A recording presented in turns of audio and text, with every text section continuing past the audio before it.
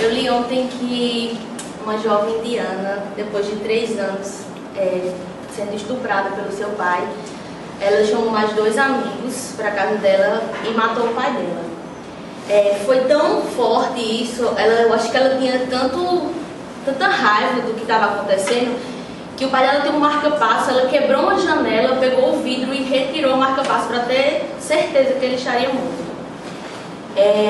Também tem o caso da Malala, que queria estudar e tal, e o Talibã foi contra isso. Eu queria saber da senhora como é que poderia fazer uma intervenção nesses países, já que eles são tão fechados, e que tem uma ONG na Índia que disse que as mulheres estão mudando de uns tempos para cá, nos últimos anos, o seu comportamento em relação a isso. Elas estão ficando cada vez mais agressivas, como dizem eles, porque as indianas são mais passivas, né? Então, eu queria saber como poderia fazer uma intervenção num país tão fechado como esse, e como é que essas mulheres são apoiadas lá, diante dessas situações. Glória, eu queria saber, não sei se vai tanto ao tema que foi discutido, mas o que os acadêmicos, a gente que está aqui dentro de sala de aula, depois de incitado esse debate, depois de incitadas as conversas, nas suas aulas de terceiro período e agora neste colóquio, o que os acadêmicos desta sala, desta turma de jornalismo e até de toda a faculdade devem colocar na cabeça como mudança de consciência a respeito de tudo aquilo que foi exposto nesses debates, essa situação de discriminações, de especiações de gênero. Bom, primeiro sobre a questão da violência. Uma vez eu ouvi uma coisa, vou dizer uma frase que não é da minha autoria, do pensamento, não sei mais quem é, mas o debate era sobre a pobreza e violência. A gente sempre costuma associar diretamente violência e pobreza. E essa pessoa, esse debate, se dizia o seguinte: a violência não é fruto da pobreza, a violência é fruto da desigualdade. A prova é que o Brasil é um país violento, muito mais violento do que vários países da África, com exceto aqueles que estão em briga, em processo de luta. Uma comunidade extremamente pobre, eles não se agridem, eles não se roubam, porque a igualdade na pobreza conforma. O que vai gerar, portanto, a violência é você não ter nada e ver a opulência morando ao lado. Então aí isso desperta o desejo de ter e eu vou ali tomar. É claro que tem muitos outros fatores envolvidos nisso, mas não é o debate agora. A violência contra as mulheres, às vezes assim, depois da lei da Maria da Penha, a violência mudou. Não, a violência aumentou. Não, a violência depois da lei Maria da Penha, ela teve visibilidade. Porque antes as mulheres não iam à delegacia denunciar. Elas tinham medo disso. Quando elas se sentem mais seguras, eu vou denunciar, e isso não vai se reverter, se multiplicar a violência contra mim, então eu posso ir, que eu tenho garantia do Estado, de que vai haver punição, de que essa pessoa vai ser afastada do meu convívio. Então é essa garantia que vai fazer com que as mulheres aumentem. Eu fico pensando que isso é o que está acontecendo na Índia, né, com a facilidade hoje de informação que todos os lugares do mundo têm. Elas estão reconhecendo, estão vendo que a situação dela é uma situação cultural e que o fato de elas serem mulheres não as obrigam a aceitar a violência pacificamente. Então, seja Malala, seja essa jovem que matou o pai, eu acho que elas passam a reagir sabendo que aquela condição que elas estão vivendo não é justa e não pode ser sentida como um destino. Eu nasci mulher, então eu tenho que me submeter a isso. Então, quando elas começam a perceber que não pode ser assim, que não é assim, elas reagem. É claro que ninguém aqui vai concordar com a justiça pelas próprias mãos. Não estou dizendo que está correto que as mulheres saiam matando seus pais, seus agressores, porque senão a gente vai viver na barbárie. Mas eu compreendo que o Malala, né, não sei se vocês conhecem, mas é uma jovem que foi castigada por estudar, por desejar estudar, e apesar desse castigo, né, ela foi estuprada coletivamente como uma punição tribal, legalmente estuprada, e ela, depois desse evento, ela sai do mundo denunciando isso e reivindicando, né, o direito de estudar. Ela conseguiu construir uma escola para meninas no país dela e hoje é uma personagem mundialmente conhecida e reconhecida na sua luta e na sua coragem, né? Porque denunciar aquela sociedade patriarcal do jeito que ela é preciso muita coragem.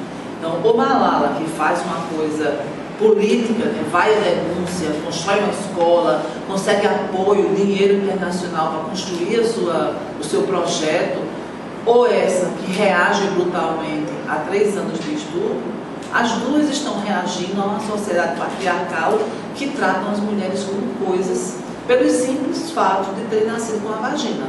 Então, essa é a diferença, né, que a gente precisa enfatizar no ponto da discussão de gênero, que é muito interessante.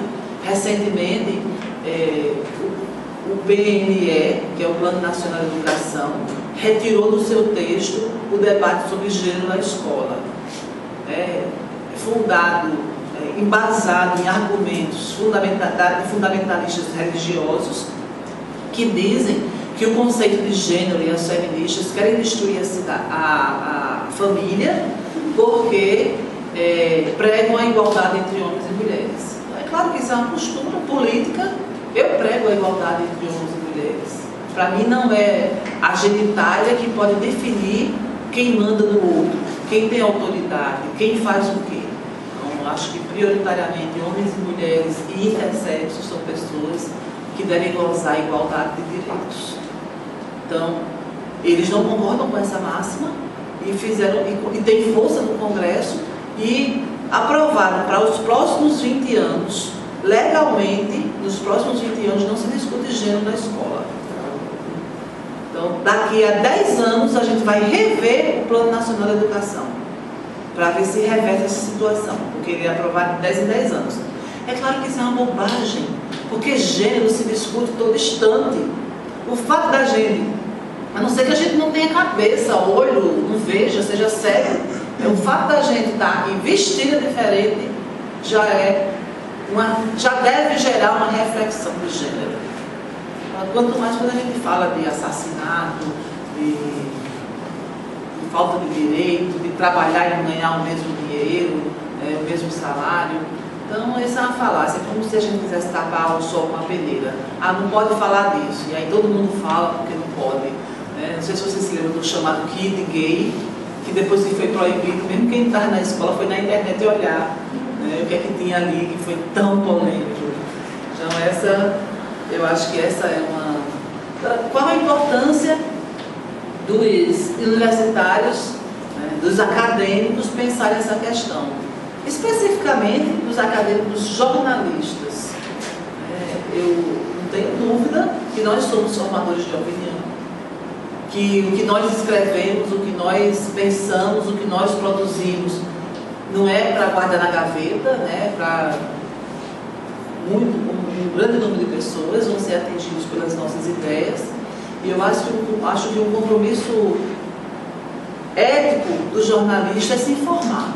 Acho que ele tem que estar informado, ele pode ter as opiniões dele, mas na hora de fazer a matéria, ele tem que estar informado, conhecer a outra realidade, conhecer o que é que se fala sobre aquilo ali. E eu acho que nessa postura ética, qualquer pessoa, qualquer ser humano, seja o médico, o jornalista, o advogado, ele também tem que se colocar no lugar do outro. Então, eu posso achar que é um pecado, achar que é errado alguém gostar de outra pessoa do mesmo sexo, querer se relacionar afetivamente com pessoas de outro sexo, mas eu não posso expressar isso na minha matéria. Na minha matéria, eu tenho que tratar esse sujeito como alguém que tem o direito de exercer a sexualidade e viver a vida privada dele do jeito que ele acha que é correto, sem que eu julgue, sem que eu jogue ele na fogueira, porque nós temos muita responsabilidade. E o exemplo da nossa responsabilidade, do que a gente pode causar aos outros, eu tinha um parente que dizia assim, mas o jornalista não é como um médico, se o médico errar, mata. O jornalista mata, e às vezes mata multidões com suas ideias. Quem viu o caso da bruxa do Guarujá essa semana sabe muito bem do que eu estou falando.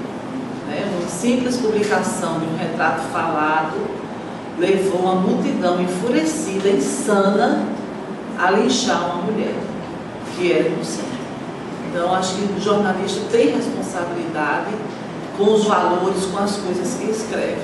Por isso que é importante estar informado sobre tudo, mas especialmente sobre os temas polêmicos. Aquilo que não é consenso. Esse aí é onde mora o grande perigo. Porque falar sobre o que é consenso, a praia está linda, que ninguém vai dizer que não está. Tá? Agora, falar do que é polêmico, esse é o perigo. Seja aí qualquer coisa, maioridade, a diminuição da menoridade, prisão perpétua, pena de morte, eutanásia, aborto, homossexualidade, tantos outros temas polêmicos. Transsexualidade, mudança de sexo, nome social. Então, esses temas exigem do jornalista muita informação para que ele não escreva besteira e não vá prejudicar a vida de ninguém. Muitas pessoas morrem, se matam, são assassinadas pelo fato de não terem informações, nem solidariedade, que é o fato de se colocar, que é a postura de se colocar no lugar do outro diante de certas situações. Tem muita gente que acredita que feminismo e a igualdade de gênero é uma coisa boa só para as mulheres. Só que as pessoas não sabem que quando a gente tem a igualdade de gênero, é uma coisa boa também para os homens, porque cai a pressão de homem não pode chorar, homem não pode rejeitar a mulher, se a mulher vai atrás do homem, o homem tem que querer, senão ele não é muito verdade. Aí você poderia falar sobre isso, sobre como a igualdade de gênero também é boa para os homens? Quando a gente fala de justiça social, a gente fala de justiça social. Para mim, é assim. Não sei se vocês viram, acho que o ano passado foi divulgado dados de uma grande pesquisa em que mostrava que 90% das mortes violentas na juventude eram de homens. Os homens morrem mais na faixa dos 16 aos 29 anos. Os homens vivem menos do que as mulheres, cerca de 3 a 4 anos no cômputo geral. Por isso, a grande maioria das pessoas idosas que a gente conhece são mulheres. Por que os homens atualmente têm menos formação do que as mulheres? Nós passamos mais tempo na escola.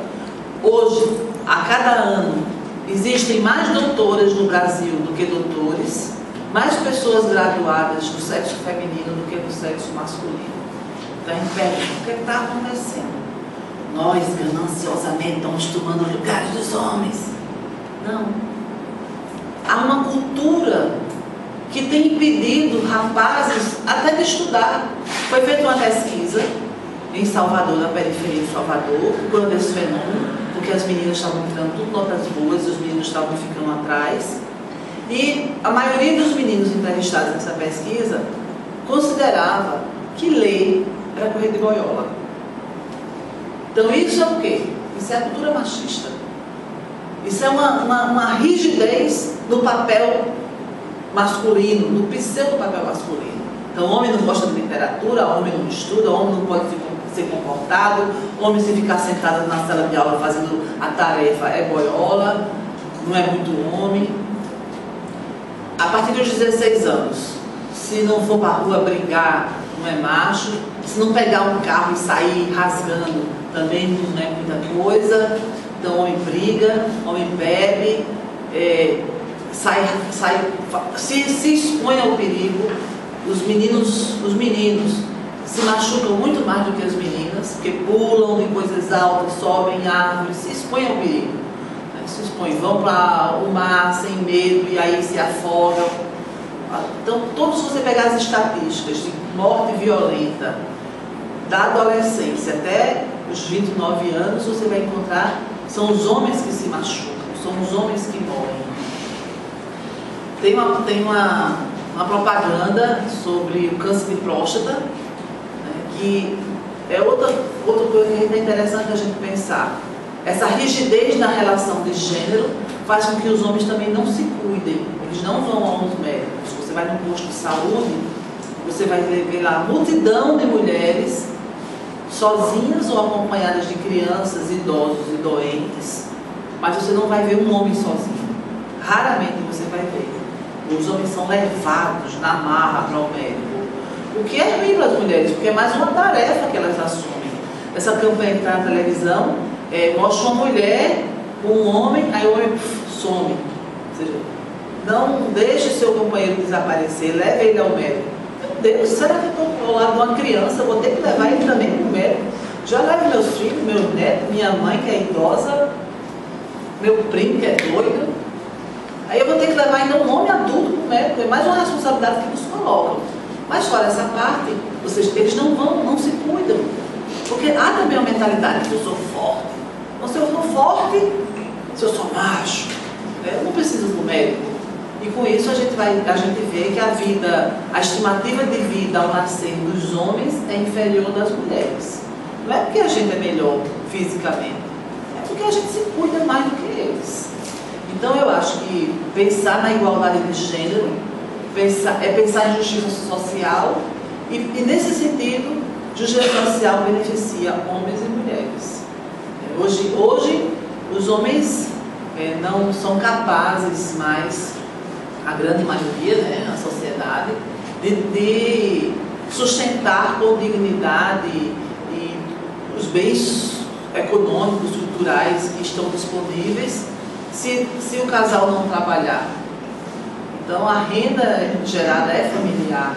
Então isso beneficia os homens, quando ele pode contar com o dinheiro, né, com o salário da mulher para viver numa casa melhor, para ter acesso à comunicação, para ter acesso a bens culturais.